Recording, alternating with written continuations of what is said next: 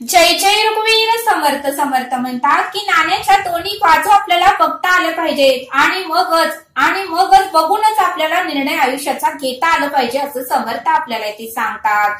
समर्थ म्हणतात की आयुष्यामध्ये अनेक प्रसंग घडतात, अनेक वाद होतात, अनेक परिस्थितीला आपल्याला सामोरे जावे लागते। अनेक ठिकाणी तर असे वाद होतात की वाद शेवटच्या टोकाला जातात आणि मग शेवटच्या टोकाचा विचार केला जातो। मग समर्थ म्हणतात की शेवटच्या टोकाचा विचार करण्याच्या अगोदर थोडा आपण दोन्ही बाजूने विचार करून बघितला पाहिजे आणि मगच आयुष्याचा निर्णय आपल्याला घेता आला पाहिजे असं समर्थांनी आपल्याला इथे सांगितलं। आणि म्हणूनच समर्थ म्हणतात की नाण्याच्या दोन्ही बाजू आपल्याला बघता आलं पाहिजेत। ज्यावेळेस नाणं आपण जमिनीवर टाकतो तर कधी कधी नाणं उभाही राहतं, म्हणून समर्थ म्हणतात की नाण्याला तीन बाजूही असतात असं समर्थ आपल्याला इथे सांगतात। आणि म्हणून समर्थ म्हणतात की एखादी व्यक्ती आपल्याला कोणाबद्दलही काहीही सांगते, एखादी व्यक्ती आपल्याला कोणाबद्दलही काहीही सांगते, त्यावेळेस आपण त्या व्यक्तीवर मात्र पटकन विश्वास ठेवतो, पण समर्थ म्हणतात की विश्वास ठेवण्या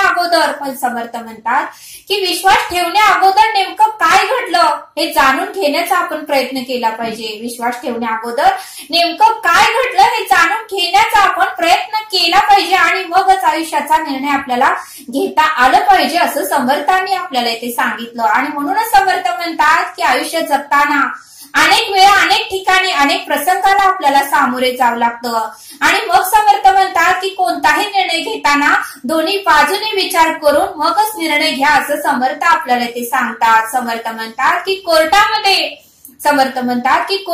एखादी केस सुरू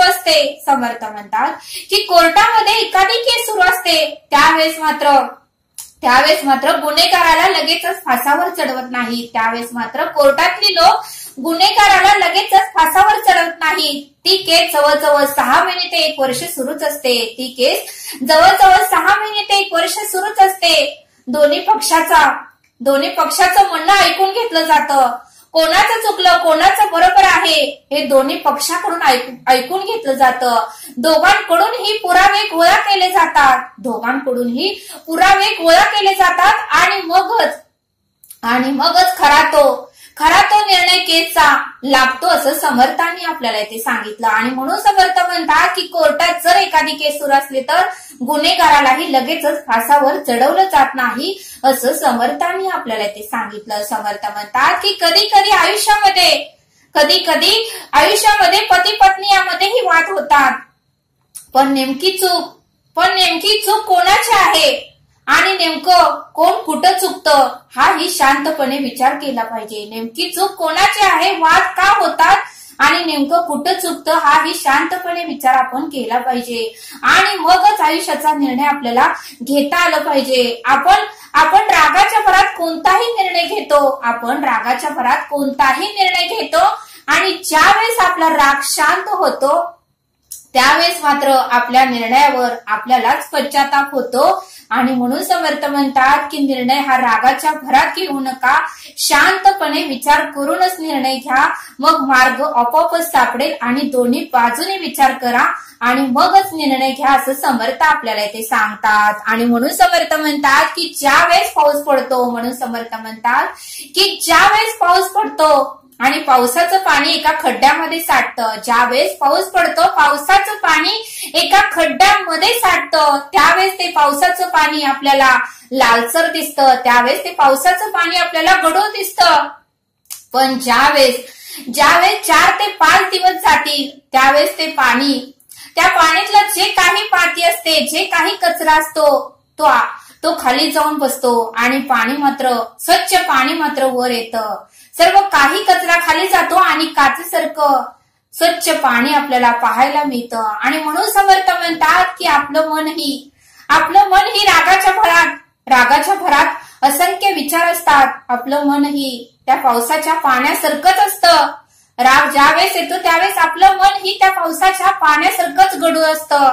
पण समर्थ म्हणतात की ज्यावेळेस आपण शांत बसतो त्यावेळेस आपले सर्व वाईट विचार, सर्व काही राग पायाखाली गेल्यानंतरच आपल्याला उत्तमाचा विचार करता येतो आणि उत्तमाचा निर्णय घेता येतो। आणि म्हणून समर्थ म्हणतात की रागात कुठलाही निर्णय घेऊ नका असं समर्थांनी आपल्याला इथे सांगितलं। आणि त्यासाठी समर्थ आपल्याला एक बोध सांगतात। समर्थ म्हणतात की ज्यावेळेस शूर्पणखा रावणाकडे आली, रावणाची बहीण शूर्पणखा रावणाकडे आली आणि रावणाला सांगू लागली की माझं नाक कट केलं आहे, माझं नाक कट केलं आहे। त्यावेळेस रावणही क्रोधित झाला आणि शूर्पणखाला म्हटला की मी त्याला सोडणार नाही, कोणी तुझं नाक कट केलं मी त्याला सोडणार नाही। त्यावेळेस रावणाने दोन्ही बाजूचा विचार केला नाही, फक्त त्यांची बहीण शूर्पणखा जे काही सांगेल त्याच्यावरच रावणाने विश्वास ठेवला।